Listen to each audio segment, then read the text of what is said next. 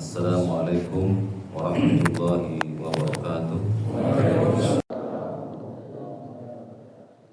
Alhamdulillahi rabbil alamin alladzi arsala rasulahu bil huda wa dinil haqq liyudhhirahu 'ala ad-dini kullih wa kafa billahi shahidan wa asyhadu an la ilaha illallah wahdahu la syarikalah wa asyhadu anna Muhammadan abduhu wa rasuluh sallallahu alaihi wasallam tasliman katsiran wa ba'd.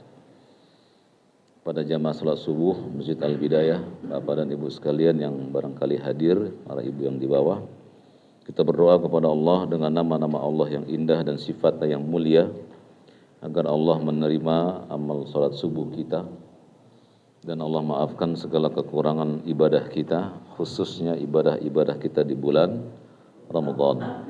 Semoga Allah terima amal-amal Ramadan kita sejak hari pertama sampai sekarang, dan kita mohon kepada Allah agar Allah menjaga amal-amal Ramadan kita sampai amal Ramadan ini bisa kita selesaikan.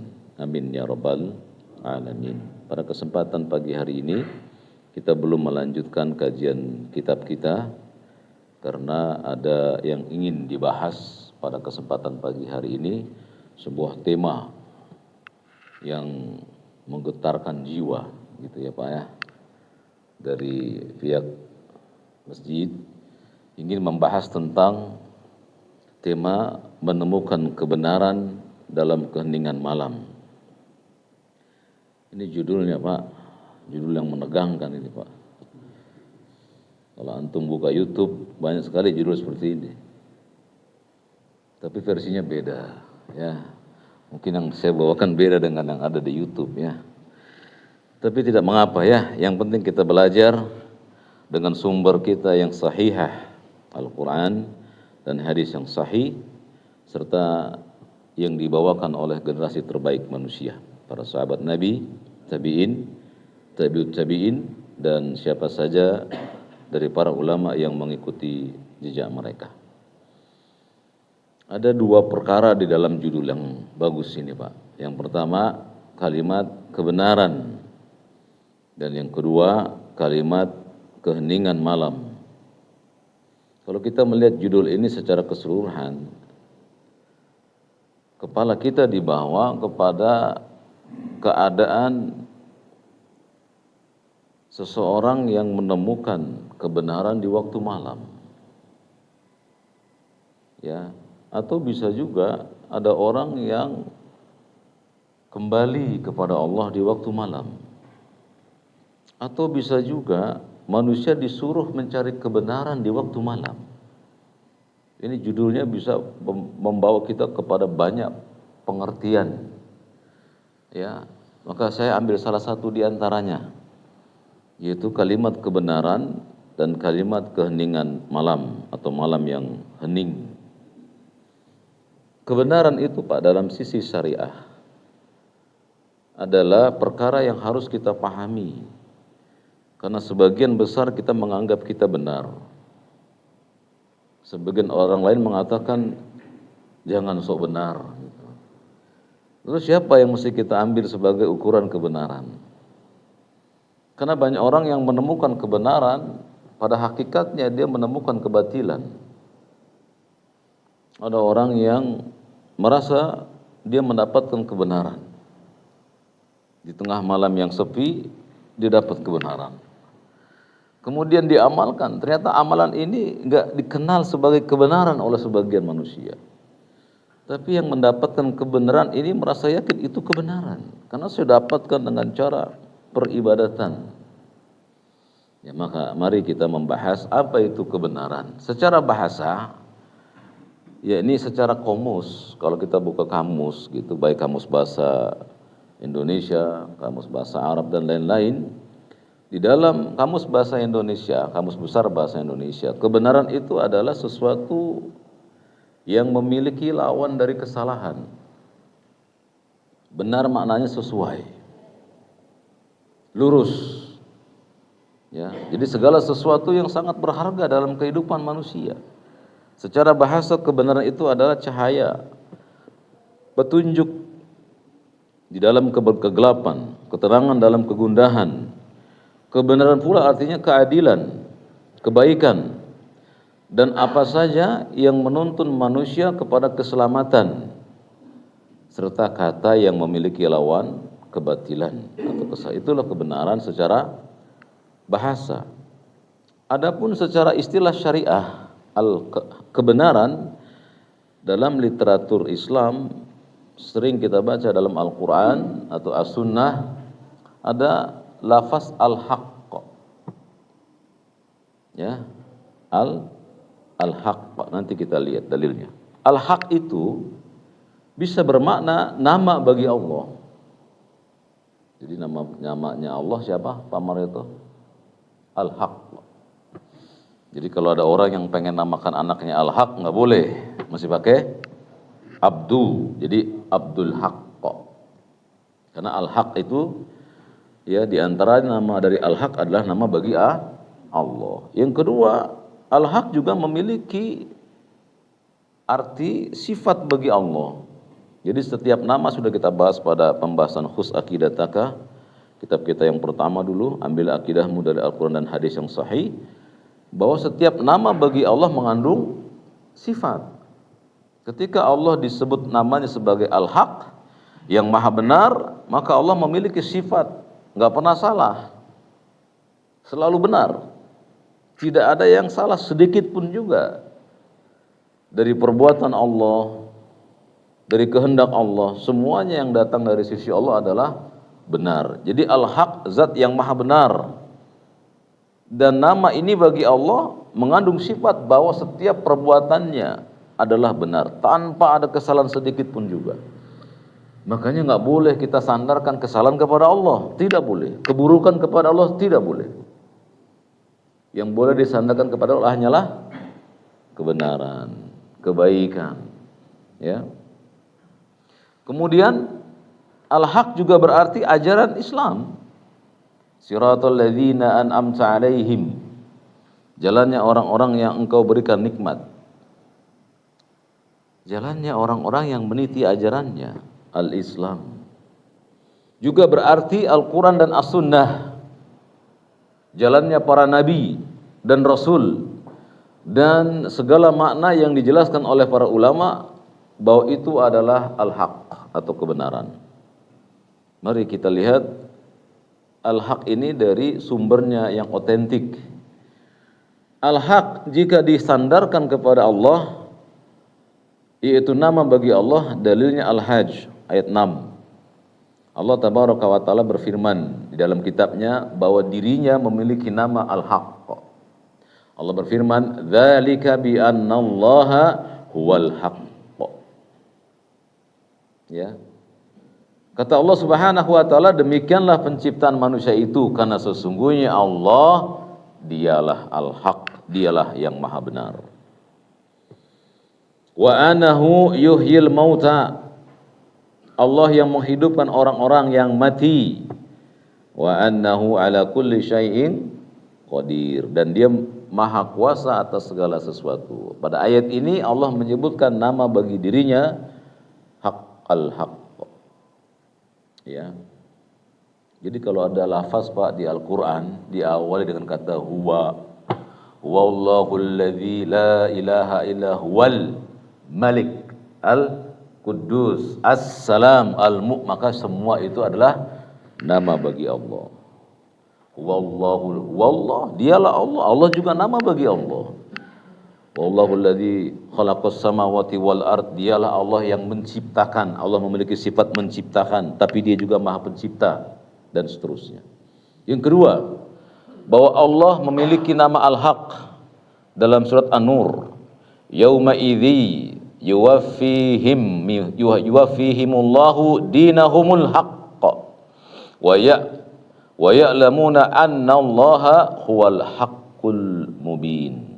Kata Allah Jalla wa'ala, pada hari itu Allah sempurnakan balasan yang sebenarnya bagi mereka, dan mereka mengetahui bahwa sesungguhnya Allah adalah zat yang maha benar. Kemudian Al-Haq merupakan sifat bagi Allah. Lihat, Allah berfirman dalam surat Ali Imran, Al-Haqqu mir rabbik fala takum minal mumtarin. kebenaran itu dari Tuhanmu. Ya, berarti sifat itu, Pak. Pak Agus memiliki sifat yang benar. Pak Harto memiliki sifat yang benar. Ya, jadi kebenaran itu adalah sifat. Ya. Kemudian Allah berfirman bahwa al-haq itu adalah ajarannya. Di dalam surat Al-Maidah ayat yang ke-48 Allah Jalla wa Ala berfirman, wa anzalna ilaikal kitaba bil haqq. Ya. Kami telah menurunkan kitab suci Al-Qur'an kepadamu Muhammad dengan membawa kebenaran. Ini sifat. Kemudian di tengahnya atau di akhir ayatnya, wala tattabi ahwa'ahum amma ja'aka minal haqq. Kata Allah Subhanahu wa taala, janganlah engkau mengikuti hawa nafsu mereka, yaitu orang-orang yang berpaling dari Al-Qur'an, meninggalkan kebenaran. Kebenaran di sini adalah Al-Qur'an, ajarannya. Al-haq juga yang berarti ajaran adalah firman Allah dalam surat At-Taubah ayat yang ke-33. Allah Subhanahu wa taala berfirman, "Huwallazi arsala rasulahu bil huda wa dinil haqq." Dialah Allah yang mengutus rasulnya dengan membawa petunjuk dan agama yang benar. Ya, jadi al-haq itu bisa berarti agama. Allah juga mengatakan bahwa al-haq itu adalah ajaran. Firman-Nya yang mulia dalam surat Al-Isra, wa qul ja'al haqq. Ya tidak? Wa zahaqal batil. Innal batila kana zahuqa. Kata Allah, katakan Muhammad, yang benar telah datang, yang batil telah lenyap. Apa maknanya ini, Pak? Kalau kita buka tafsirnya, yang benar telah datang al-Islam, yang batil telah lenyap agama kemusyrikan. Ya, itulah beberapa definisi dari makna kebenaran. Berarti kebenaran itu apa, Pak? Kebenaran adalah sifat bagi Allah, zat yang maha benar bagi Allah. Kemudian kebenaran adalah al-Islam. Kebenaran adalah Al-Quran dan As-Sunnah. Kebenaran adalah jalannya orang-orang soleh. Jadi kalau ada orang, Pak, dia menemukan kebenaran, maksudnya apa? Dia kembali kepada Allah dengan dalil Al-Quran dan As-Sunnah. Dulu dia nggak sholat. Ketika dia mendengar ya ayyuhalladzina amanu aqimus sholah, dia dengar itu, dia belum tahu artinya. Dia tanya sama ahlinya, Pak Ustadz, Pak Kiai, apa artinya ya ayyuhalladzina amanu aqimus sholah, wahai orang beriman dirikanlah sholat. Bergetar, Pak. Dia mendengar Al-Quran itu. Di malam harinya dia nggak bisa tidur. Ada apa nih dengan diriku, selama ini aku nggak tahu tentang kebenaran. Kemudian dia pun berwudu, kemudian dia sholat semampunya. Itulah yang disebut dengan menemukan kebenaran. Bersumber dari Alkitab. Jadi bukan kebenaran itu bersumber dari mimpi-mimpi. Misalnya saya mimpi, Pak. Saya mimpi dapat duit segunung. Lalu saya tanya sama Ustadz, apa arti mimpi saya? Wah, Anda akan dapat harta segunung. Gitu ya. Nggak boleh kita jadikan itu sebagai dalil bagi kehidupan kita. Ya, mesti dilihat apakah betul Al-Quran dan Sunnah mengatakan kalau mimpinya dapat uang segunung, maka saya akan menjadi orang yang kaya. Mesti dicek. Jadi menemukan kebenaran maknanya adalah menemukan kembali al-haq. Menemukan Allah yang tadinya nggak kenal Allah, kembali kenal Allah. Di bulan Ramadan, Pak, salat kita ini penuh atau kosong? Ya. Nanti, Pak, di akhir Ramadan maju lagi, Pak, ke depan. Jadi di bulan Ramadan, Pak, itu salah satu cara orang menemukan Allah. Jarang, Pak, masjid itu kosong dari manusia, jarang. Kecuali di hari-hari akhirnya. Betul apa betul? Karena manusia menemukan kebenaran di situ. Hatinya pengen dekat dengan penciptanya. Apalagi kalau malam habis tarawih, Di rumahnya dia menangis, ya Allah, kenapa baru sekarang saya taat sama kamu? Gitu. Kalau permintaannya jujur Pak, Allah akan berikan dia istiqomah. Mudah-mudahan permintaannya jujur ya. Nah sekarang apa itu makna keheningan malam? Menemukan kebenaran dalam keheningan malam. Dia menemukan Allah yang menciptakannya. Dia kembali kepada Allah. Dia mendengar Al-Quran, lalu mengguncangkan dadanya. Dia mendengar hadis Nabi, mengguncangkan dadanya. Apa kata Nabi SAW Pak? Bahwa puasa dan Al-Quran nanti akan datang kepada Allah. Berkata puasa, ya Rabbi, orang ini telah aku halangi dari makan dan minum di siang hari. Jadikan aku syafaat buatnya. Kata Allah, engkau diizinkan sebagai syafaat bagi orang tersebut. Al-Quran datang kepada Allah. Ya Rabbi, orang ini aku tahan dari tidur di malam hari karena dia membaca aku. Jadikan aku syafaat baginya. Maka Allah mengatakan, aku izinkan kau menjadi syafaat bagi orang tersebut. Lihat. Dia bergetar malamnya Pak. Al-Quran dan puasa. Yang tadinya dia nggak puasa. Kalau gitu tahun ini saya mesti puasa, walaupun tertinggal 1 atau 2 hari. Kalau gitu tahun ini saya mesti baca Quran, belajar Quran, walaupun baru alif-alifan. Bergetar jiwanya dengan Al-Quran dan As-Sunnah. Jadi apa maksudnya keheningan malam itu Pak? Dalam bahasa akidah namanya An-Nasuniyam. Keheningan malam itu namanya An-Nasuniyam. Apa sih maksudnya An-Nasuniyam? Saat manusia tertidur lelap. Itu namanya keheningan malam. Jam berapa itu kira-kira Pak Kus? Jam 2, jam 3. Bisa dari jam 11, bisa. Sepertiga malam pertama, kedua, ketiga. Pokoknya setelah manusia sudah tidur. Tarawih di sini jam berapa selesai? 8:30. Pulang makanlah, ya makan sebentar. Tidur. Jam 9, jam 9:30 lah. Tidur semuanya tuh Pak. Nah itulah saat disebut An-Nasuniyam. Malam yang hening, nggak ada kegiatan. Kebanyakan manusia tidur di dalamnya. Waktu ini waktu yang memiliki keutamaan dalam kehidupan manusia setelah di siang hari beraktivitas. Allah menjadikan malam untuk menunjukkan kebesarannya, kekuasaannya, keagungannya yang harus kita perhatikan. Sehingga kita bisa mendapatkan banyak manfaat apabila seorang hamba bersungguh-sungguh melakukan sesuatu di malam-malam itu.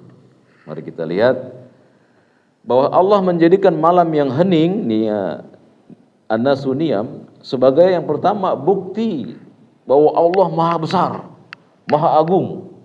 Tidak ada yang besar melebihi Allah Jalla wa'ala. Dialah Akbar. Allahu Akbar. Kenapa antum takbir Allahu Akbar? Allah Maha Besar, paling besar. Makanya nggak boleh bapak-bapak menjadikan orang lain sebagai orang yang besar. Tidak boleh. Tidak boleh membesarkan dan mengagungkan makhluk. Tidak boleh. Antum yang hadir di masjid ini, kalau kepada orang tokoh dunia, antum hanya sebatas, wah dia manusia muslim, saya hormati, saya muliakan. Tapi diagungkan, dibesarkan, dilarang dalam Islam. Jadi bertemu dengan pembesar nggak usah nunduk Pak, nggak usah, biasa saja. Karena anggota badan kita ruku dan sujud hanya kepada yang akbar. Siapa dia? Nggak boleh tunduk sama orang Pak. Apalagi kalau antum lihat sampai orang itu nunduk ya, seperti orang-orang Jepang itu kan, kalau ketemu dia sampai kayak ruku kan Pak ya. Jauhi perkara itu Pak. Itu bukan dari Islam. Anggota badan kita ini Pak hanya boleh ruku dan sujud kepada Al-Haq, Allah. Bukti kebesaran Allah malam itu, inna fi khalqis samawati wal ard wa ikhtilafil lail wan nahar la ayatin liulil albab. Apa kata Allah? Sesungguhnya dalam penciptaan langit dan bumi serta bergantinya malam dan siang terdapat tanda-tanda kebesaran Allah. Jadi Pak, habis tarawih Pak, antum duduk Pak, melihat bulan. Malam sepi. Ini siapa yang menjadikan malamnya ya? Ya di atasnya ada bulan, ada bintang. Antum bisa tuh Pak, di rumah saja, nggak mesti jalan jauh-jauh. Antum renungi malam itu Pak. Sepi, hanya terdengar suara jangkrik-jangkrik dan lainnya. Manusia kebanyakan tidur di waktu malam. Ya, itu kekuasaan Allah yang maha besar. Kemudian Allah berfirman di dalam surat Al-Isra ayat 1, Subhanalladzi asra bi abdihi laila. Coba lihat itu. Maha suci Allah yang telah memperjalankan hambanya Muhammad pada malam hari. Saat manusia tertidur Pak, dijalankan oleh Allah itu Pak. Apa peristiwa yang namanya? Isra Mi'raj itu kejadiannya malam atau siang? Malam. Dan malam dalam Islam dimulai kapan, Pak Kus? Saat maghrib. Berganti hari di saat maghrib. Itu sudah malam. Ya, makanya semua manusia melihat hilal untuk menetapkan pergantian bulan.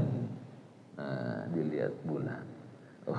Besok 1 Syawal Pak Harto, Lebaran besok. Nah, tidak ya kan, kita ngelihat bulan tuh. Pergantian hari. Allah menjalankan Nabi Muhammad di waktu malam.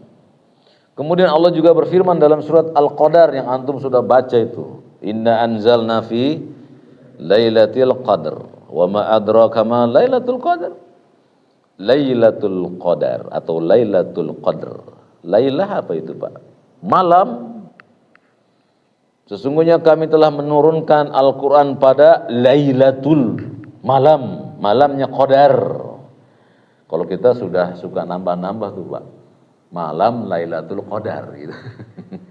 Udah lailanya malam tambah malam, malam Qadar jadinya. Sama kan, sering gitu kan. Ente punya rekening di bank mana? Di bank BCA. Bank BCA. B-nya apa Pak?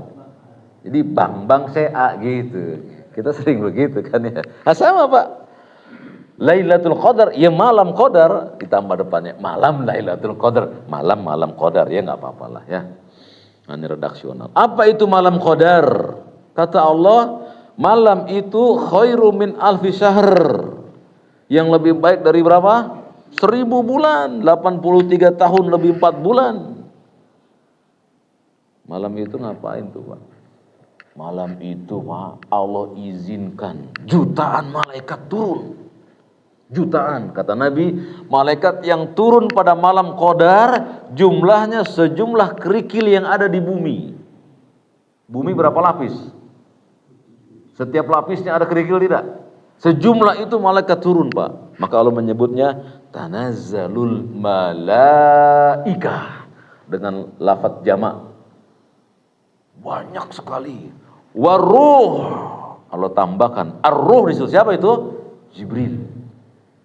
Apa fungsi atau tugas malaikat Jibril? Tugasnya apa? Menyampaikan. Tapi malam Qadar Jibril nggak menyampaikan wahyu yang menunjukkan sangat besarnya malam itu.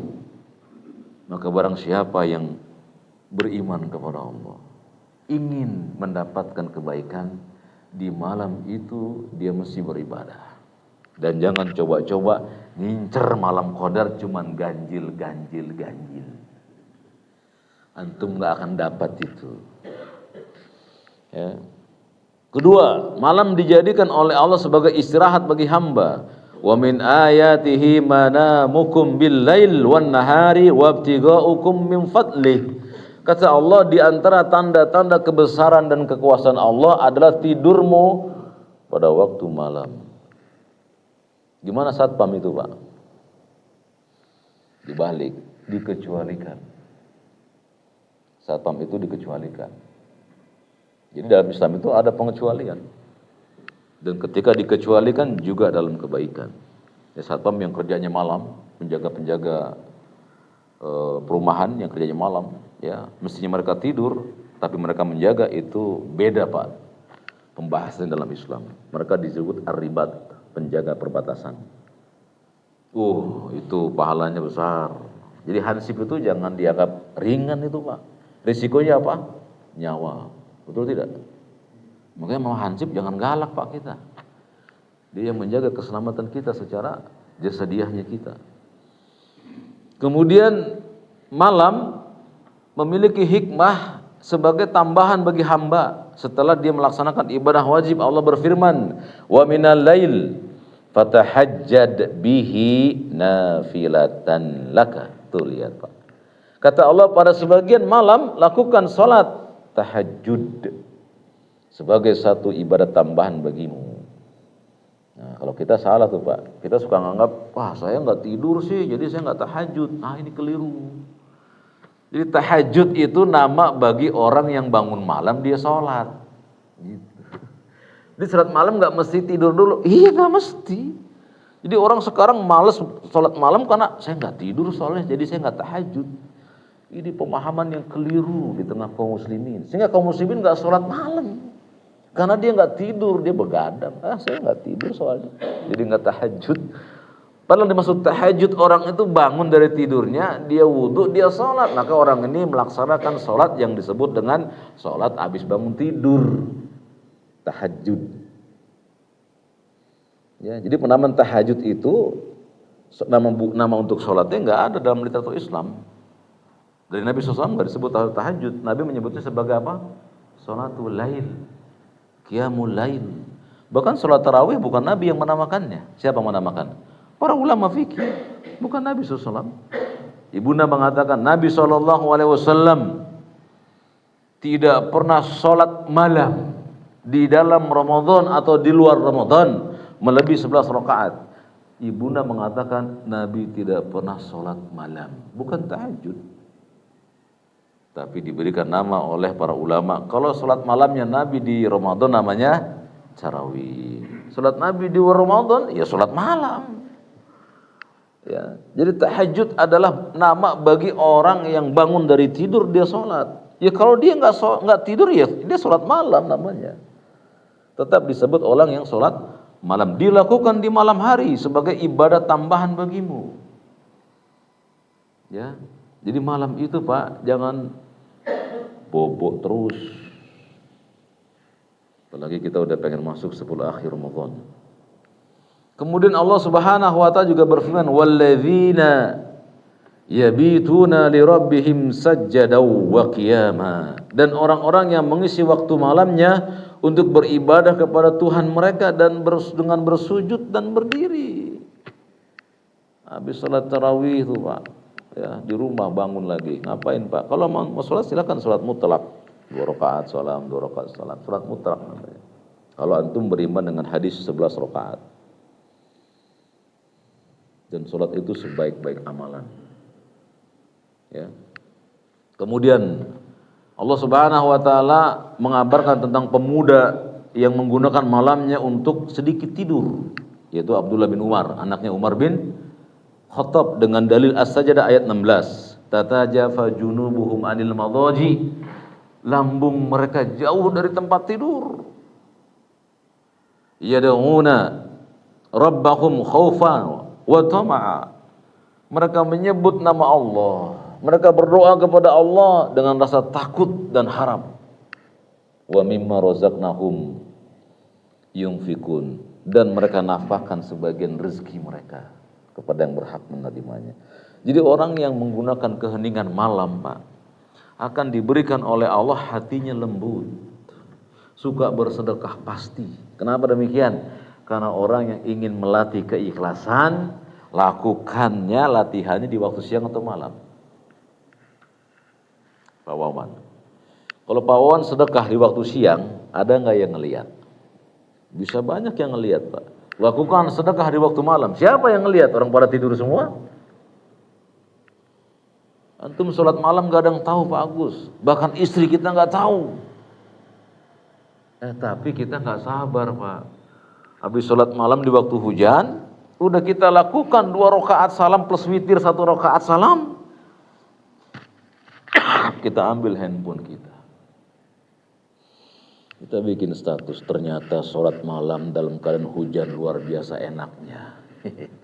Ditaruh di status Pak, yang baca dari ujung sono sampai ujung sini. Padahal dia udah tutupin itu. Katanya pengen latihan ikhlas, Pak. Nggak sabar, Pak. Padahal udah paling bagus malam itu buat latihan ikhlas, Pak.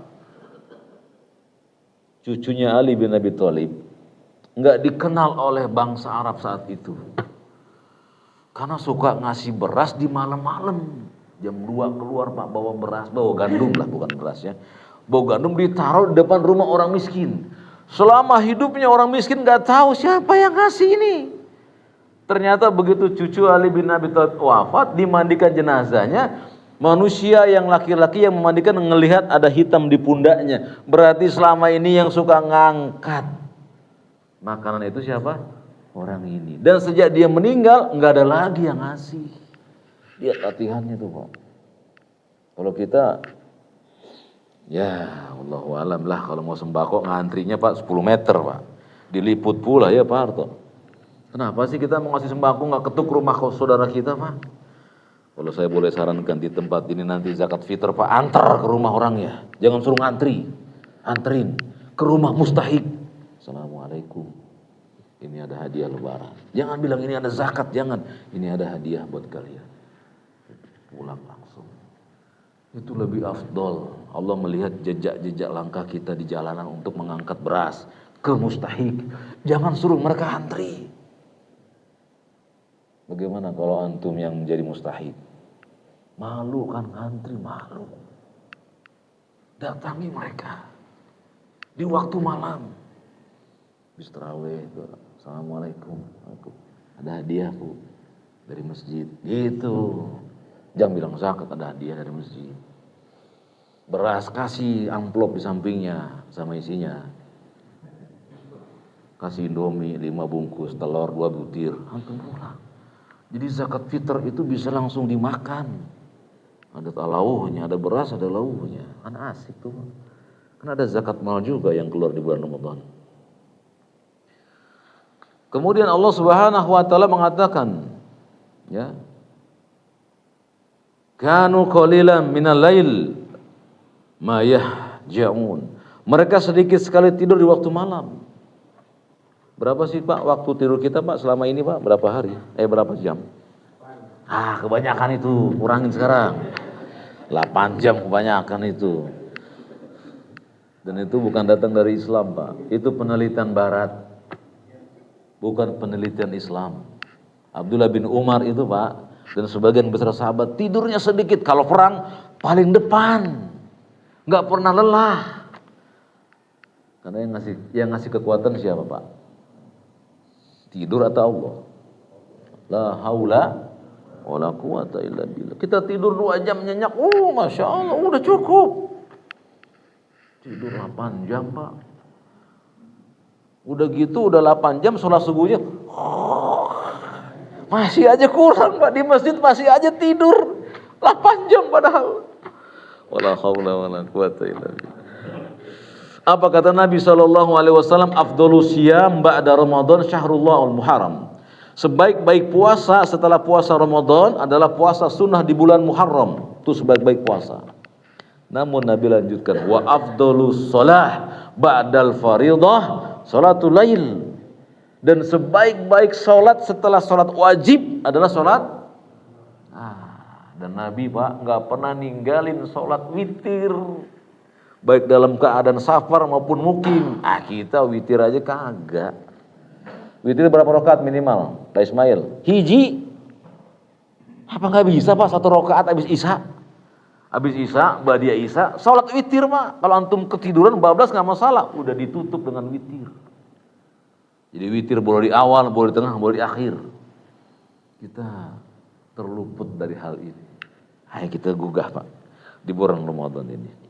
Apa kata Nabi, Pak, tentang waktu malam? Ayuhan nas, afsus salam, wahai sekalian manusia, tebarkan salam.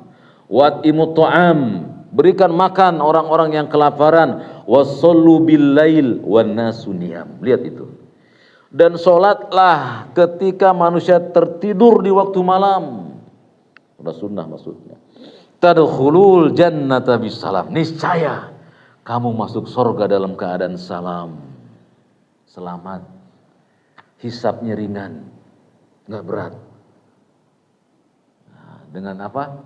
sholat malam, tebarkan salam, kasih makan orang. Kan di Ramadan itu kita suka ngasih makan orang berpuasa atau tidak Pak Agus? Siapa yang kalian kasih Pak? Di masjid? Istri? Istrinya lupa nggak dikasih makan. Jadi orang berpuasa yang mesti kita kasih makan yang pertama siapa? Keluarga Pak. Jadi jangan antum ke masjid bawa makanan segudang, isinya, oh mana makanan buat kami? Kasih istri, anak baru ke masjid. Begitu cara kita memberi makan orang berpuasa. Istri kita berpuasa atau tidak? Kan puasa. Anak kita berpuasa, dia orang berpuasa. Jadi di masjid itu buat musafir, monggo silakan. Tapi kita juga perhatikan keluarga kita itu. Dan Nabi nggak pernah menyia-nyiakan keluarga beliau. Ya, di akhir 10 Ramadan beliau bangunkan istrinya. Untuk apa? Untuk berdoa, Allahumma innaka afuwun tuhibbul afwa fa'fu anni. Untuk doa itu dibangunkan oleh Rasul SAW, istri-istrinya. Ya, jadi istri kita haid, kenapa emang haid nggak bisa dapat Lailatul Qadar? Orang haid bisa dapat Lailatul Qadar, asal tahu caranya, dan caranya mudah sekali Pak. Ya, mari kita lihat bagaimana kisah orang yang menemukan kebenaran di keheningan malam.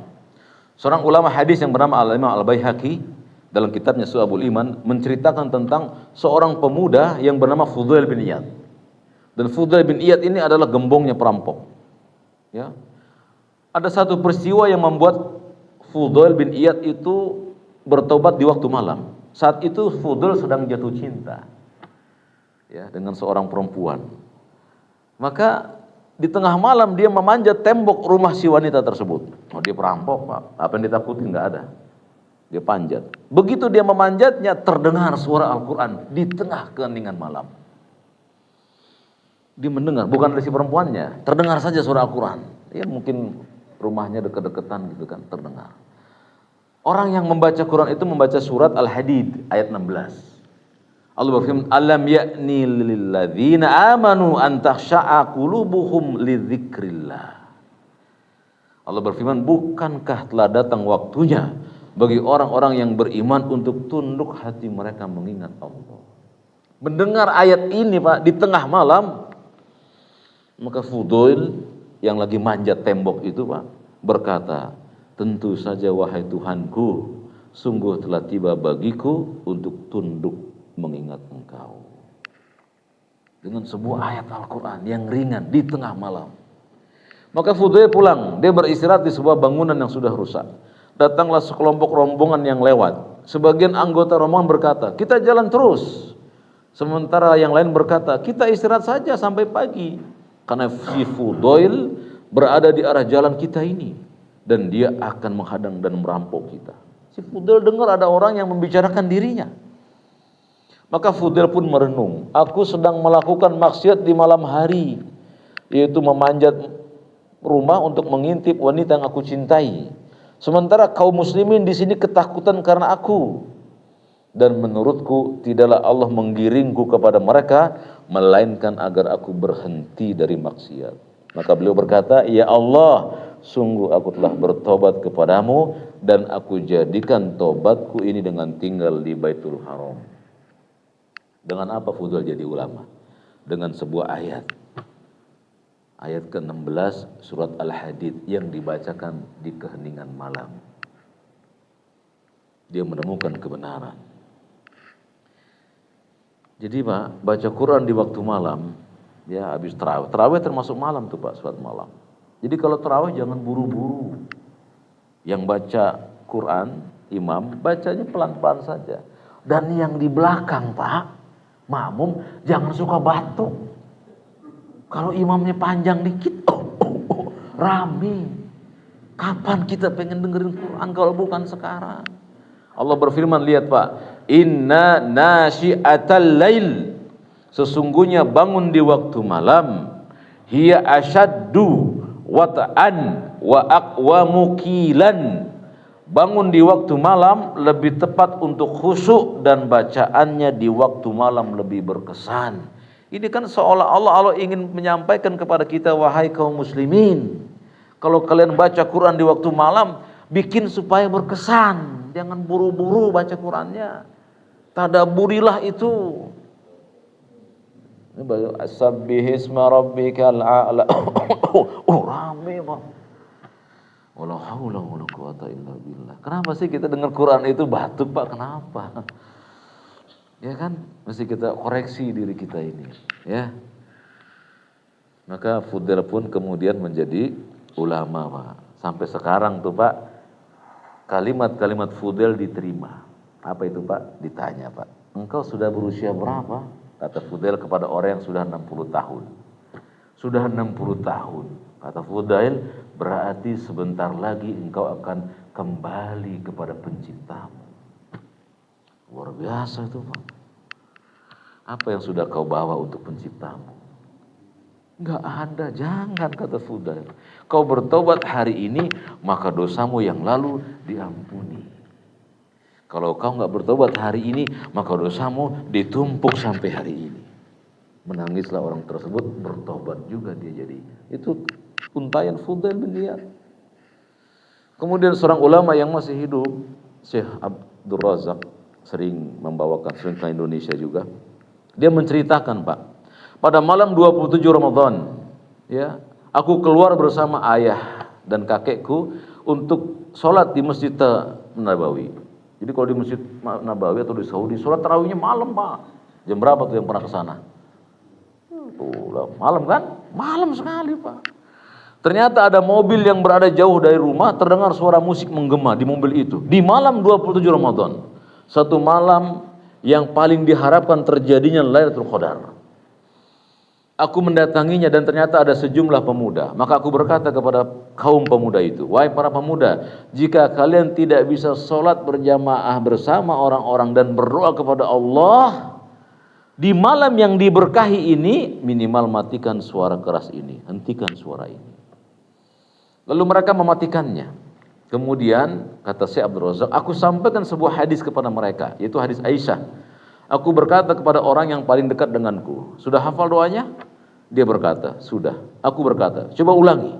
Dia mengulanginya tapi nggak bisa. Pertama, aku ulangi lagi 2 kali, coba lagi. Dia mengulanginya, lalu aku berkata, ulang-ulang terus sampai engkau bisa. Lalu diulang-ulang dan ucapan terus dengan lisanmu. Setelah itu aku lupakan. Jadi setelah orang ini, Pak, disuruh doa nggak bisa karena sudah waktu akan sholat, maka saya meninggalkan orang tersebut. Setelah itu aku melupakan peristiwa tersebut. Sekitar 5 atau 6 tahun kemudian aku pergi ke suatu lembaga Islam di sebuah kota dan bertemu dengan orang-orang yang bekerja di sana. Ketika acaraku selesai, ada orang yang datang lalu duduk di sampingku. Dia seorang pemuda yang matang, penampilannya baik. Dia lantas berkata kepadaku, ingatkah Anda dengan para pemuda yang demikian dulu itu? Maka Syekh Abdul Razak bilang, iya, aku teringat. Dia berkata, kata si pemuda, aku salah satu dari mereka. Allah Azza wa Jalla memberiku hidayah pada malam itu. Sejak malam itu aku rutinkan lisanku untuk mengucapkan doa itu. Aku berdoa kepada Allah dan mengulang-ulang sampai dilapangkan dadaku, hingga dalam hatiku tidak ada lagi kecintaan kepada hal-hal yang batil dan haram. Allah hilangkan itu dariku. Apa doanya, Pak? Allahumma innaka afuwun tuhibbul afwa fa'fu anni. Baca doa itu, Pak. Dari sekarang boleh? Boleh. Terlebih nanti di 10 akhir Ramadan. Apa sih artinya, Pak? Allahumma innaka afu. Wahai Allah, sesungguhnya engkau zat yang memberikan maaf. Tuhibbul afwa. Engkau mencintai pemaafan. Fa'fu anni. Maka maafkanlah aku. Diulang-ulang oleh si pemuda ini. Maka kata beliau, Allah hilangkan kebatilan dalam diriku hingga aku mencintai kebenaran. Kapan terjadinya? Di waktu malam. Jadi perbanyak, Pak, ibadah di waktu malam. Maka saya mengatakan, oleh sebab itu aku katakan bahwa sudah seharusnya kita saling tolong menolong dalam hal ini. Apabila sekarang ada berbagai media komunikasi, apalagi sekarang ada berbagai media komunikasi. Jika Anda mengetahui ada salah satu kerabat Anda yang punya kebiasaan maksiat dan dosa, kirim pesan ke dia dan katakan, aku berikan engkau nasihat karena Allah, perbanyak doa ini. Jadi kita punya anak, punya ponakan yang masih malas, Pak, di bulan Ramadan, suruh dia baca doa itu berulang-ulang. Allahumma innaka afuwun tuhibbul afwa fa'fu anni. Perbanyak doa yang agung ini di 10 akhir Ramadan, insyaallah Anda akan mendapatkan kebaikan. saya menutup pembahasannya. Jadi ternyata Pak, di keheningan malam banyak terjadi orang yang kembali kepada kebenaran. Gitu. Jadi jangan malam itu untuk bergadang, ngomongin orang. Siapa di sini yang puasanya di siang hari enggak berbohong?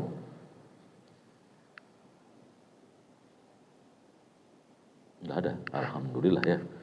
Karena berbohong di siang hari Ramadan, puasanya ditolak, Pak. Orang yang berpuasa di siang hari berbohong, bohong apa saja, Pak.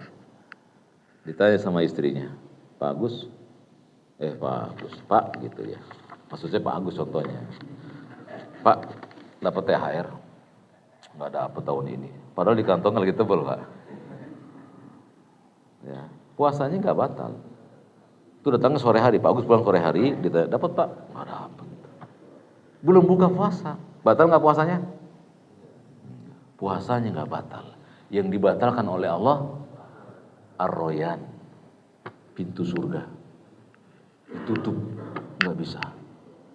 Apalagi Pak, misalnya malamnya bohong juga. Pak nggak terawih, kepala saya pusing.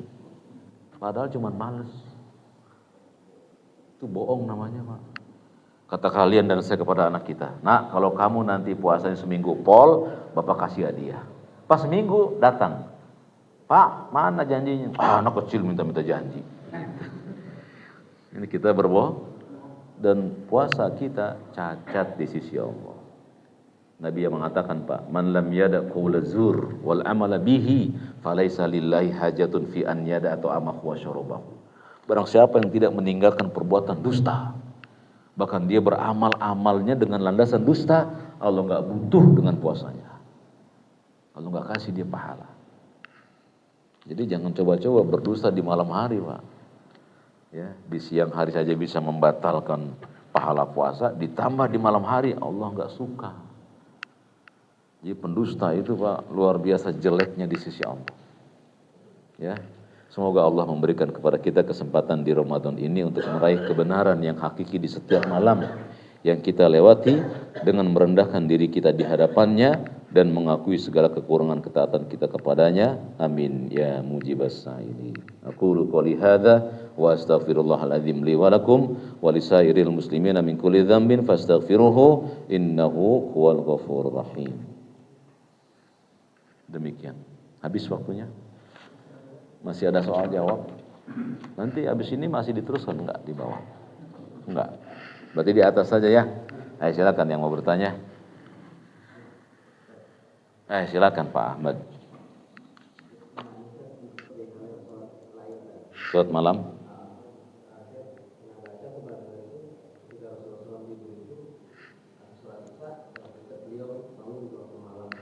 Ya.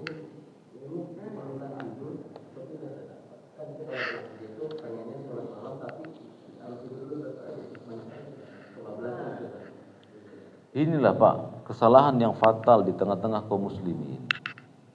Kita menganggap bahwa sholat malam itu mesti tidur dulu.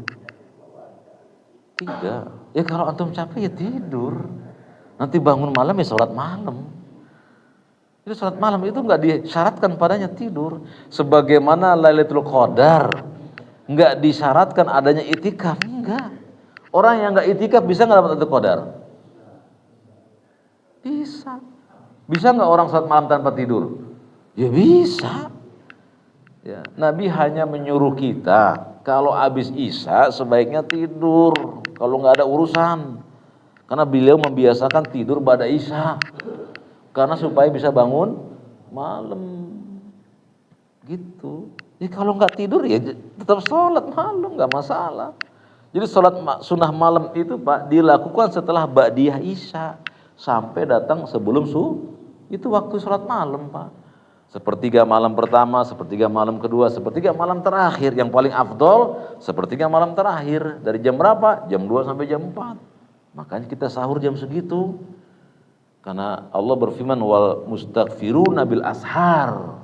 Dan orang-orang yang suka beristighfar di waktu sahur dengan sholatnya, dengan lisannya. Jadi nggak masalah, antum nggak tidur ya silakan sholat. Tapi mau tidur juga, ya memang sunnahnya kita tidur pada Isya supaya bisa bangun malam. Ternyata antum nggak bisa tidur misalnya, mungkin insomnia ya itu, yang nggak bisa tidur ya, insomnia. Gelepak aja mah, habis Isya, habis tarawih nggak bisa tidur juga. Ya biarin, baca Quran aja. Baca Quran, turunkan wudu, sholat 2 rakaat, tutup dengan witir 1 rakaat, selesai. Namanya apa? Ya sholat malam. Bisa dipahami? Jadi siapa yang mengatakan sholat malam harus tidur? Enggak ada. Ya, itu perkataan tanpa dalil. Sholat malam tidak disyaratkan padanya tidur. Ya, jika dia mau tidur ya boleh. Mungkin capek, silakan tidur. Ya. Tapi orang yang pengen sholat malam, tentu yang wajibnya dikerjain juga. Apa yang wajibnya? Sholat malam yang wajib. Isya. Jangan getol tahajud, isyanya hilang, nggak ada isyanya. Sholat malam dikerjakan tuh, tapi isyanya dijaga. Habis isya, ba'da isya, tidur boleh? Boleh. Abu Hurairah, karena suka mencatat hadis, waktunya itu suka sampai malam. Beliau berkata, kekasihku Muhammad SAW memberikan wasiat kepadaku agar witir sebelum tidur. Kenapa demikian? Karena beliau sibuk mencatat hadis, kecapean. Jadi barang siapa yang nggak bisa bangun malam Pak, jam 1, jam 2, silakan witir sebelum tidur. Habis ba'da isya, witir saja. Berapa witir minimal? Hiji. Witir udah tidur. Bismika Allahumma amut wa ahya, tidur. Bangun malam mau nambah dengan yang genap boleh. Enggak sholat, ya nggak apa-apa. Udah witir kok. Dan witir itu bagian dari sholat malam. Kata Nabi, ij'alu sholati laikum biwitron. Jadikan akhir sholat kalian yang malam itu jumlahnya ganjil. Ganjil berapa minimal? 1. Udah, nanti kalau kalian bangun di malam hari nambah 2 rakaat salam, silakan yang genap saja 2 rakaat salam, 2 rakaat salam, terus begitu. Ya, jadi nggak ada keharusan Pak untuk sholat malam harus tidur dulu. Kalau antum nggak bisa tidur seperti para penjaga malam, satpam, dia pengen sholat malam, silakan. Luar biasa, udah jaga malam, dia sholat malam, masya Allah. Ya. Demikian, bisa dipahami? Nah, ada yang lain? Silakan. Pak siapa Pak? Pak siapa Pak? Pak Iwan, silakan Pak Iwan. Ya. Berarti di luar masjid untuk mencari kan tidak ada kemungkinan juga untuk mendapatkan malam Lailatul Qadar. Seperti misalnya dia sholat maghrib, isya dan subuh berjamaah di masjid, terus zikir, sholawat, istighfar, terus sholat tarawih, nah terus baca Al-Quran. Nah ini kendalanya di sini. Misalnya saya nih nggak bisa baca Al-Quran pasif, tapi dengan murotal. Nah hal itu kita lakukan boleh nggak Pak? Iya, Pak Iwan dan teman-teman, inilah yang menghinggapi kita sampai hari ini. Bahwa orang yang ingin dapat Lailatul Qadar itu mesti di masjid. Bagaimana dengan istri kita yang nggak di masjid? Anak perempuan kita yang haid, bagaimana mereka? Apakah mereka nggak pernah dapat jadinya? Tidak demikian teman-teman. Lailatul Qadar itu pasti ada di antara malam-malam yang 10 itu. Nih, saya kasih pemahaman buat kalian semua. Saya bilang gini, saya akan kasih hadiah di masjid ini untuk siapa saja. Di antara 5 sholat waktu, saya akan tempatkan salah satu hadiah di antara yang 5. Gimana cara dapatnya? Sholat semuanya, gitu. Nabi mengatakan Lailatul Qadar itu ada di antara malam-malam di antara 10 akhir Ramadan. Lakukan itu malam-malam itu ibadah. Bagaimana caranya? Nabi bersabda, kata Ibunda Aisyah, adalah Nabi SAW apabila memasuki 10 akhir Ramadan, beliau kencangkan sarungnya. Maksudnya apa? Enggak berhubungan dengan istrinya. Yang kedua, wa ahya ahli, beliau membangunkan keluarganya. Wa ahya lailah, beliau hidupkan malamnya. Dan aiqaza ahlihi, dan beliau bangunkan keluarganya. Ngapain tuh? Ngapain coba? Bisa. Kalau dia haid, makanya Nabi mengatakan, man qoma lailatal qadri, barang siapa yang berdiri menegak atau mendirikan ibadah di malam qadar, imanan wahtisaban, dengan iman dan mengharap pahala, ghufira lahu ma taqaddama min dzambi, Allah ampuni dosa-dosa yang banyak yang lalu. Kenapa Nabi tidak mengatakan man sholat Lailatul Qadar? Karena qoma meliputi semuanya. Antum bisa sholat, bisa baca Quran, bisa berdoa, bisa sholawat, bisa zikir, bisa tidur dengan mengharapkan qadar. Adil apa enggak Allah kalau begitu? Kalau cuma sholat istri kita yang haid gimana? Jadi tidak mesti orang yang dapat Lailatul Qadar mesti itikaf di masjid, enggak mesti. Tapi di masjid itu Pak hanya sarana supaya antum enggak kehilangan malam untuk beribadah. Jadi istri kita yang di rumah, anak perempuan kita yang haid di rumah, dia bisa dia berdoa kepada Allah, Allahumma innaka afuwun. Beribadah apa enggak dia? Nah, kata Nabi, ad-du'a'u huwal ibadah. Berdoa saja kamu kepada Allah sudah dianggap ibadah. Berzikir ibadah bukan? Sabar ibadah bukan? Sabar istri kita di rumah menyiapkan makanan buat sahur, ibadah di sisi Allah. Jadi nggak mesti orang yang beribadah di malam qadar mesti di masjid, enggak ada satu pun dalil yang mengatakan Lailatul Qadar hanya untuk orang yang i'tikaf, tidak ada dalil sama sekali. Dan tidak mesti dengan sholat, kata Imam Syafi'i apa? Menghidupkan malam qadar bisa dengan engkau hadiri surat Isya berjamaah dan bertekad melaksanakan subuh setelah itu. Cukup 2 sholat itu, Isya dan subuh. Coba bayangkan itu. Sudah termasuk menghidupkan malam. Jadi nggak mesti begadang kok, nggak mesti. Dan nggak mesti begadang di masjid kok. Di sini ada itikaf setiap tahun. Dulu saya alami Pak, kalau kita itikaf di masjid cuma mindahin kasur Pak. Di masjidnya apa? Bobok maning Pak. Kalau zaman sekarang Pak, dagang online juga lagi itikaf. Walau, jadi kita ini nggak pernah ninggalin dunia kalau itikaf. Padahal Nabi beritikaf buat ngapain Pak? Beribadah. Nabi kholwat kepada Allah, beliau menangis. Istri-istrinya di belakang bikin kemah-kemah. Nggak ada Pak yang saling satu ngomongin, nggak ada. Mereka berkholwat sendiri-sendiri minta kepada Allah. Kita dagang online, so pipi.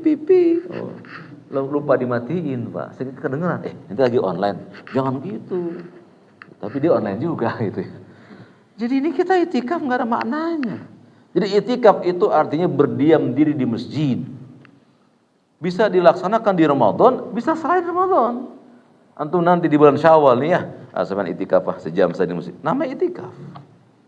Jadi itikaf itu berdiam diri di masjid. Untuk apa? Berzikir, beribadah. Sholat 2 rakaat, baca Quran, pulang ke rumah. Itu itikaf namanya. Tapi itikaf yang besar pahalanya di akhir 10 Ramadan, yaitu dari 20 asar masuk, pulangnya tanggal 1 Pak. Kalau kita kan enggak Pak.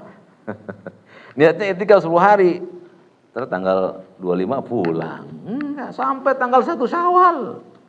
Kalau mau itikaf sesuai Nabi SAW, makanya beritikaflah semampu kita. Dan itikaf hukumnya apa? Hukumnya sunnah. Nyari nafkah hukumnya apa bagi laki-laki? Nah antum kalau nggak diizinkan itikaf sama kantor, jangan marahin kantor. Karena orang yang dapat Lailatul Qadar nggak mesti itikaf. Antum Pak Iwan jalan bawa mobil, sama saya berdua naik angkot. Wah naik angkot. Ustaz, ini kayaknya kita udah masuk malam terakhir Ramadan. Iya, antum doa di mobil. Allahumma innaka afuwun tuhibbul afwa fa'fu anni. Allahumma sholli ala Muhammad wa ala ali Muhammad. Berhenti, terus lagi. Ada berhenti lagi. Allahumma inni. Terus begitu. Jadi setiap orang bisa apa nggak dapetin Lailatul Qadar? Bisa sekarang, gampang dapetinnya Pak. Yang penting antum kerjain ibadah di setiap malam tuh, jangan pilih-pilih yang ganjil. Karena Nabi bersabda, carilah Lailatul Qadar pada 9 yang tersisa, pada 7 yang tersisa, pada 5 yang tersisa, pada 3 yang tersisa. Kalau pertanyaan saya, Ramadan 30 hari, kata Nabi, carilah Lailatul Qadar pada 9 yang tersisa. Berarti tanggal berapa itu? 21. 21 Ramadan malamnya genap apa ganjil? Nah, malam genap, malam 22. Nah, jadi jangan coba-coba mengandalkan ganjil. Karena ada hadis yang mengatakan carilah Lailatul Qadar pada 9 yang tersisa. Kalau Ramadan 30 hari dikurangi 9 tanggal berapa itu? 21. 21 malamnya ganjil apa genap? Genap jadinya. Maka hidupkan 10 akhir Ramadan yang genap dan yang ganjilnya. Ngapain Pak? Sholat maghrib berjamaah, sholat isya berjamaah, tarawih berjamaah, tidur. Baca doa tidur sambil ya Allah jadikan malam ini malam qadar. Jadi para ulama sepakat, siapa saja bisa mendapatkan qadar dengan syarat hatinya meminta. Ya, kalau nggak minta antum nggak dikasih. Antum cuek sama qadar, ya Allah nggak kasih, minta. Ya Allah, aku ingin bertemu dengan qadar. Dan tidak ada tanda-tandanya di badan seseorang. Wah, kalau dapat qadar, mukanya ada cahaya, badannya cahaya, nggak ada. Atau hadis palsu. Kalau malam qadar, angin berhenti, mati kita, nggak ada udah oksigen. Air berhenti ngalir, mati darahnya kita nggak ngalir. Yang benar kata Nabi, di malam qadar itu tidak panas dan tidak dingin. Itu saja hadisnya. Nanti pagi hari matahari bersinar nggak menyilaukan. Itu hadisnya begitu. Tapi jangan cari tanda-tandanya, kerjain aja amalnya. Siapa yang tahu di sini kita masuk surga atau neraka? Ada yang tahu? Kita kerjain saja amal baik. Nggak tahu kita ini. Sama seperti itu. Jadi tahun ini kita dapat atau tidak?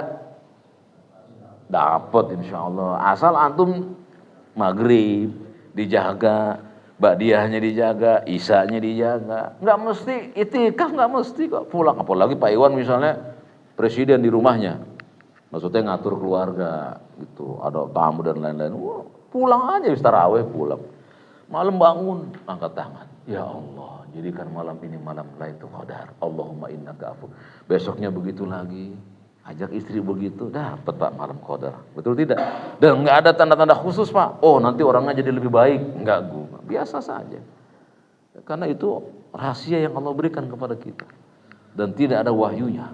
Nggak boleh kita bikin wahyu. Oh nanti orang itu lebih bagus sholatnya, lebih indah tabiatnya. Itu bisa iya bisa tidak. Nggak ada dalilnya. Tapi kita berusaha Pak untuk mendapatkan malam itu. Apa sih manfaatnya Pak Agus malam itu qadar itu? Berapa lama tuh Pak? 3 tahun lebih 4 bulan. Jadi antum sholat isya berjamaah di sini, Pak Iwan, sholat isya berjamaah, antum dicatat oleh Allah orang yang melaksanakan sholat isya selama 1000 bulan, gitu. Siapa yang sanggup itu? Di rumah nih, misalnya istri nggak sholat, ya dia zikir, Subhanallah walhamdulillah wa la ilaha illallah wallahu akbar, Allahumma sholli ala Muhammad wa ala ali Muhammad. Cukup 2 itu Pak, diganjar oleh Allah seperti orang yang berzikir itu selama 83 tahun. Siapa yang sanggup? Tapi di malam itu kita bisa lakukan. Bisa? Alhamdulillah. Yang lain? Habis atau masih ada? Satu lagi Pak Agus ya? Pak Budi. Sampai jam 9 kan di sini enggak? Pak siapa Pak? Waalaikumsalam. Pak siapa? Bapak siapa? Pak Taslim ya Pak Taslim. Ya.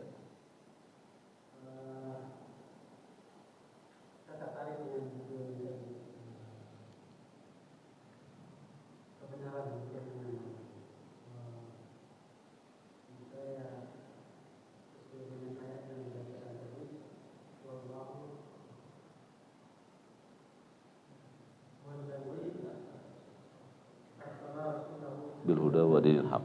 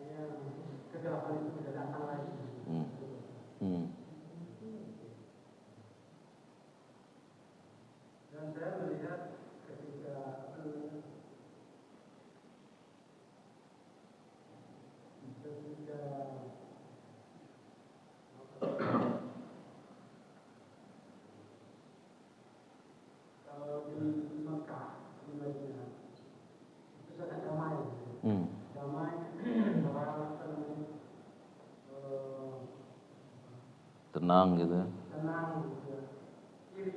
Iya. Kenapa di sana kehidupan kayaknya damai, tenang. Bahkan ketika sholat, panggilan azan, mereka meninggalkan Pekerjaannya. pekerjaannya. Kayaknya damai. Mereka langsung saja pergi. Kenapa? Karena banyak saya lihat di medsos seperti itu. Terus di Indonesia, kalau kita meninggalkan toko kita pergi sholat, itu bisa berantakan. Iya. Apa sebenarnya yang membedakan kita dengan orang-orang di sana? Iya, bagus pertanyaannya, Pak. Jadi tentang menemukan kebenaran ini apa sih, Pak? Yang mestinya kita ambil ibrahnya, Pak. Kita mengambil pelajaran, Pak, bahwasanya al-Islam itu agama yang hak. Jadi jangan lari dari Islam. Setiap ajarannya harus kita amalkan semampu kita. Dan Allah tidak mengatakan bahwa nanti penghuni surga adalah orang-orang Saudi. Ada hadisnya? Ada Qur'annya? Enggak ada.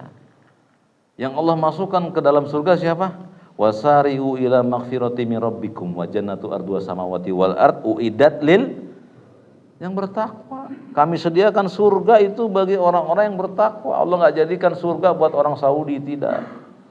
Bagi orang Indonesia enggak juga. Jadi siapa saja yang bertakwa dia masuk surga. Makanya dalam surat Al-Hujurat Allah katakan ya ayuhan nas inna khalaqnakum min dzakarin wa untha. Wahai sekalian manusia, kami jadikan kamu itu dari sepasang laki-laki dan perempuan. Wa ja'alnakum syu'uban wa qabail. Kami jadikan berbangsa-bangsa dan bersuku-suku. Apa kata Allah di akhirnya? Inna akramakum indallahi atqakum. Yang paling mulia dari bangsa dan suku-suku itu bukan bangsa Arab, suku Jawa, suku Sunda, bukan. Yang Allah masukkan sebagai orang yang dimuliakan inna akramakum indallah atqakum, yang paling takwa di bangsa itu, di suku itu. Nah, kita merasa, wow kalau saya orang Betawi ini, wah saya pasti masuk surga. Mana dalil Betawi masuk surga? Oh kalau saya orang Sulawesi masuk surga. Mana wahyu dari Allah? Yang masuk surga yang bertakwa. Oleh karena itu Pak, Al-Quran dan Islam menjelaskan Pak, Allah itu maha agung, maha baik. Yang dimasukkan oleh Allah bukan orang Saudi, bukan orang kaya, juga bukan orang miskin. Yang dimasukkan ke surga oleh Allah yang takwa. Kalau Saudi takwa masuk surga, Indonesia takwa masuk surga, yang kaya takwa masuk surga, yang miskin takwa masuk gampang. Ya tidak. Adapun Pak kita melihat, oh di sana kalau udah azan itu berhenti, tokonya ditutup. Kita ambil ibrahnya. Sekarang Pak Tasim punya dagangan, kalau azan tutup ke masjid. Oh yang manggil Allah. Kalau yang manggil Pak Lurah, oh bu mana bu minyak wangi? Saya pengen mandi minyak wangi nih. Diundang Pak Lurah. Yang manggil Allah, datang ke masjid, santai. Bajunya biasa. Yang ngundang Allah ke masjid. Hayya 'alas shalah. Maka tumbuhkan di hati kita semua. Apa saja pekerjaan kalian dan saya. Begitu Allah panggil kita, labbaik ya Allah. Aku terima panggilanmu wahai Allah. Tutup toko. Cek. Siapa sih yang ngasih kita rezeki selama ini Pak? Allah. Dan gak tertukar. Antum tutup toko, antum gak buka toko, sama aja rezekinya. Segitu-gitu juga. 50.000 tahun sebelum Allah ciptakan langit dan bumi, sudah dicatat Pak Taslim dapat sekian, Pak Saiful sekian, udah dicatat kok sama Allah, nggak tertukar. Tapi kita bisa ngambil contoh, wah di Saudi itu ternyata mereka takut kepada Allah Subhanahu Wa Taala. Sebagiannya Pak. Tapi kalau antum telusuri Pak, di sana juga ada toko-toko dari Bangladesh, Pakistan itu ditutup, cekrek. Yang punya di dalam Pak, nggak sholat ke masjid. Dan itu bahannya di sana. Ya alhamdulillah yang antum lihat yang pada nutup toko dan sholat ya. Ada juga yang gak keliput yang punya toko gak sholat. Ada juga. Makanya ukuran kebenaran bukan Saudi Arabia, bukan Indonesia, bukan Malaysia. Ukuran kebenaran Al-Quran dan As-Sunnah. Bisa dipahami, Pak? Nah, sekarang kita hidupkan, Pak. Antum lagi kerja di rumah. Allahu Akbar, Rajab azan. Allahu Akbar, Allahu Akbar. Tetap mandi masjid gitu. Lakukan setiap saat. Kalau dipanggil sama Allah segera. Maka nanti kita seperti Saudi, Pak, rumah kita. Ya kan? Satu rumah, dua rumah, satu kampung ini, Pak. RW berapa ini? RT berapa? Nah, satu RT nanti ke masjid semua. Ya kayak Saudi jadinya nanti. Ya tidak. Jadi mari kita jadikan diri kita seperti Saudi, berlandaskan kitab dan sunnah. Bisa dimana batasnya? Ya kita minta pada Allah. Ya Allah, jadikan diriku kalau Engkau panggil segera memenuhinya. Kita minta sama Allah. Ini bulan yang baik nih buat berdoa. Minta, ya Allah, jadikan aku hamba yang nurut. Engkau udah berikan aku rezeki yang banyak. Jadikan hamba ini hamba yang nurut. Kau dipanggil segera. Adapun rezeki udah ditakar oleh Allah, nggak bakal tertukar. Antum kunci toko, antum nggak buka toko, antum buka toko, tetap segitu-gitu aja, nggak berubah. Dan saya udah buktikan, Pak. Waktu saya masih punya toko di Margonda, saya tutup toko setiap akan ada azan. Itu yang ngantri banyak. Sampai yang minta, Pak tolong Pak dibuka sebentar. Saya mau sholat, Bu, nggak bisa. Sebentar aja nggak bisa. Akhirnya minta sama karyawan saya, karena dia bilang, nggak bisa Bu, saya mau sholat jalan. Pulang, Pak, udah nggak ada yang beli. Daripada pulang, saya buka toko, sampai sore nggak ada yang buka. Hari itu saya nggak dapat apa-apa. Ini nggak masalah. Besoknya, Pak, sama, nggak dapat juga. Baru, Pak, di hari ketiganya itu, Pak, sama juga nggak ada. Tapi, Pak, ajibnya, Pak, ini pengalaman, Pak, saya alami sendiri. Hari keempatnya, datang pembeli satu orang pembeli hari keempat. Dia belanja, dia muter-muter toko saya ngeliat gini, ngambil satu. Saya nggak ngehayal, saya sambil sibuk yang lain kan. Nggak tahu di depan saya tuh bertumpuk, Pak, tuh buku-buku dan herbal. Ini dibeli semua, Pak. Iya, saya beli. Saya gemeteran itu. Tumben-tumbenan beli segitu. Dinilai, pas dinilai, Pak, sama nilainya dengan 3 hari sebelumnya. Siapa yang hitung itu? Allahu Jalla wa'ala. Dan itu saya alami, Pak. Dan banyak dialami oleh kaum muslimin yang lain. Mereka nggak takut dengan dunia, nggak takut. Lihat tukang-tukang yang pakai sepeda. Ikhwan-ikhwan kita yang istiqomah, dagang susu kacang. Allahu Akbar, Allahu Akbar, masukin sepedanya ke masjid, dia sholat. Ngadu, ya Allah, aku sudah bekerja. Hidupnya apa sampai sekarang, Pak? Saya tanya sama dia, Anda dapat dari susu kacang berapa satu buah? 2.000 perak. Untungnya 2.000 perak. Berapa sehari? Sehari bisa dapat 30.000. Kalau sebulan berapa? Hah? 900.000. Saya tanya, ente ngontrak di mana? Di belakang BJ, Pak. Berapa kontrakannya? 550. Sisa berapa itu? 4,5. Punya anak berapa? 2. Sekolah semua? Sekolah semua. Siapa yang bisa, Pak? 900.000 matematikanya bisa bangga itu kita. Kontrakan 5,5. Anak sekolah 2, ada istrinya, mampu makan tiap hari. Matematika mana yang bisa kita terima? Keberkahan di atas keberkahan. Kenapa kita khawatir dengan dunia ini, Pak? Ya kan? Bisa batasin? Barakallahu fikum. Ada lagi? Pak Sugino. Pak Sugino, silakan Pak Gino. Kita berikan bagian sebelah sini. Ayo Pak Sugino. Waalaikumsalam warahmatullahi wabarakatuh. Diterangkan bahwa siapa yang mendapat Lailatul Qadar akan diberi hadiah 83 tahun. Iya. Itu ya, Pak. Betul. Alhamdulillah, mudah-mudahan semua yang ada di sini termasuk keluarganya mendapatkan semua. Amin. Ya mujibas sahih. Pertanyaannya adalah apakah kita yang menjalani sholat maghrib sampai dengan witir dan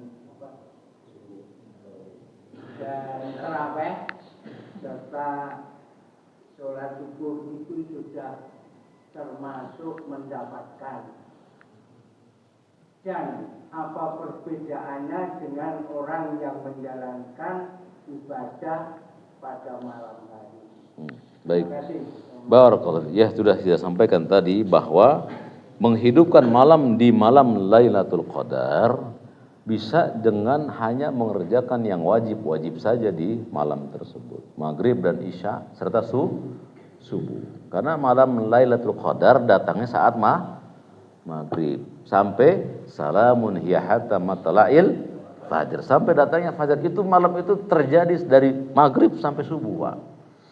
Nah, barang siapa yang malam itu beribadah, maka dia dicatat sebagai orang yang mendapatkan ibadah itu selama 83 tahun. Siapa saja, mau istri kita, mau anak kita, dan nggak mesti sholat di masjid. Istri kita yang di rumah tetap dapat kalau dia beribadah. Apa ibadahnya? Doa, zikir, sholawat di rumah, silakan. Baca Quran.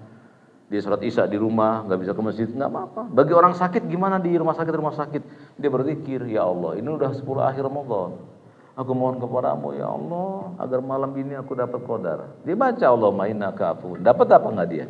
Dapat. Jadi siapa saja yang di 10 akhir Ramadan, di setiap malamnya, dia beribadah kepada Allah, baik ibadahnya itu sedikit atau banyak, dia pasti dapat. Pasti. Cuman masalahnya Pak, kita kadang-kadang nggak ngeh gitu ya, karena sudah terburu dijebak oleh yang namanya Lailatul Qadar itu begini begitu gitu. Dia mesti ada di masjid. Akhirnya udah kasihan keluarga kita yang di rumah. Padahal semua orang bisa dapatkan Lailatul Qadar. Dia berdiri saja Pak untuk sholat wajib maghrib isya subuh, dia dapat Lailatul Qadar pada malam itu. Kalau malam itu qadar, maka dia dicatat mendapatkan malam Lailatul Qadar. Apa bedanya? Kalau gitu dengan orang yang itikaf sepanjang malam di 10 hari, apa bedanya? Sekarang Pak Giro misalnya cuman maghrib, isya, subuh. Sementara Pak Nur Hamid itikaf, apa bedanya Pak Kus? Pak Sugino malam ini misalnya malam qadar. Dia hanya sholat wajib, maghrib, isya, subuh. Pak Nur Hamid itu itikaf di masjid. Apa bedanya? Malamnya dapat gak qadar dua-duanya? Dapat. Yang membedakan apa nantinya? Tingkatan di surganya nanti. Tapi kalau Pak Nur Hamid itikafnya bener, bisa jadi dia lebih tinggi nanti dengan Pak Sugino di atas. Tapi kalau itikafnya dagang online, ya antum yang paling tinggi nanti di atas. Tetap saja. Jadi yang dilihat adalah bagusnya jiwa. Allah tahu tidak hati-hati antum. Innallaha alimun bidatis sudur. Allah tahu apa yang ada di hati kita. Kita malam itikaf, wah saya mau itikaf. Kan Allah tahu apa yang ada pada hati kita. Ternyata kita itikaf karena nggak pengen diganggu sama istri karena tiap hari minta THR. Ah saya udah pusing itikaf. Ini itikafnya nggak ada manfaatnya dia. Itikaf karena Allah, dia ibadah itu. Dan di masjid dia tidur terus. Yang lebar asal dia tidur aja. Jadi bedanya nanti gitu Pak tingkatannya Pak. Makanya kalau kita nggak bisa itikaf Pak, cari amalan. Nyapu kayak Pak, nyapuin masjid. Ya, nyapu rumah, buang sampah di tempatnya Pak. Cari bling-bling, kumpulin bling-bling, menyelamatkan dari gangguan kaum muslimin. Cari ibadah di malam itu Pak. Antum bawa zakat manggul. Pak Sugiro datang nih manggul-manggul ke tempat Satpam. Assalamualaikum Pak Satpam, ini adalah hadiah lebaran. Itu. Yang tahu cuma Pak Sugiro saja. Jadi cari ibadah yang besar di situ, yang berat, yang membutuhkan tenaga. Nah, kita lakukan di malam qadar. Bisa Pak Sugino? Alhamdulillah. Habis ya? Habis. Baik, barakallah fik teman-teman sekalian, barangkali ini yang bisa saya sampaikan. Oh ya, terakhir. Saya ingin menjawab pertanyaan Pak siapa yang tentang sholat suruh. Pak Hamdani. Baik ya. Nanti kalau mau Pak Hamdani saya kirimkan PDF-nya. Kemarin saya mutalaah sedikit bahwa hadis tentang sholat suruh itu diperselisihkan oleh para ulama bukan tentang pahalanya, tapi tentang seorang perawi yang bernama Abu Zihal. Saya tulis Abu Zilal itu orangnya lemah hafalannya. Tapi Imam Bukhari mengatakan hadisnya diterima. Imam Bukhari mengatakan Abu Zilal ini perawi hadis sholat suruh, dia diterima. Dia thiqah. Yang kedua, Abu Zilal ini bukan pemalsu hadis, hanya lemah hafalannya. Tapi banyak ulama selain Imam Bukhari mendoifkan Abu Zilal ini. Oleh karena itu di tengah-tengah para ulama ada dua kubu. Kubu yang menyatakan sholat syuruk itu nggak sahih hadisnya. Bukan karena pahalanya, bukan, tapi karena perawinya Abu Zilal ini. Ya, Abu Zilal ini dianggap lemah oleh sebagian ulama ahli hadis, tapi oleh Imam Bukhari dia dianggap orang yang hadisnya diterima. Berarti ada dua pendapat dalam hal ini. Yang ingin mengerjakan sholat syuruk maka ada yang mensahihkannya, dan yang ingin meninggalkannya maka ada ulama yang mendoifkannya. Bisa dipahami Pak? Nanti saya kasih Pak ininya ya, lembarannya. Jawaban ilmiahnya adalah bahwa sholat syuruk 2 rakaat setelah matahari terbit. Ini kita udah lewatkan ya, nggak apa-apa.